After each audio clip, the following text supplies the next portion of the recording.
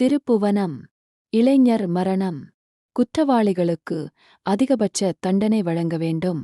நாடார் பேரவைத் தலைவர் மற்றும் சமத்துவ மக்கள் கழகம் தலைவர் எர்ணாவூர் நாராயணன் தமிழக அரசுக்கு வேண்டுகோள்.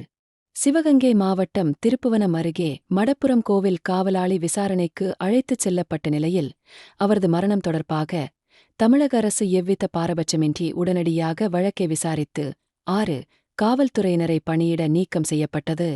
இதுகுறித்து உடனடியாக தமிழக முதல்வர் அவர்கள் உயர் காவல்துறை அதிகாரிகளுக்கு தொடர்பு கொண்டு தீவிர விசாரணை செய்ய உத்தரவிட்டுள்ளார்.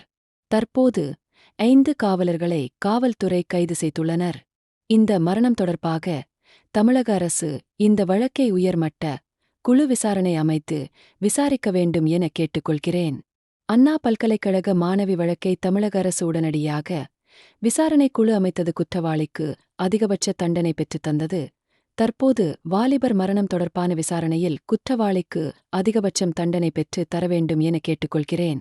இந்த சம்பவத்தில் மேலும் தொடர்புடையதாக எந்தவித உயர் அதிகாரி இருந்தாலும் அரசு அவர்களையும் கைது செய்து நடவடிக்கை எடுக்க வேண்டும் எனவும், பாதிக்கப்பட்ட குடும்பங்களுக்கு அரசு அதிகபட்சமான நிதியுதவி வழங்க வேண்டும்.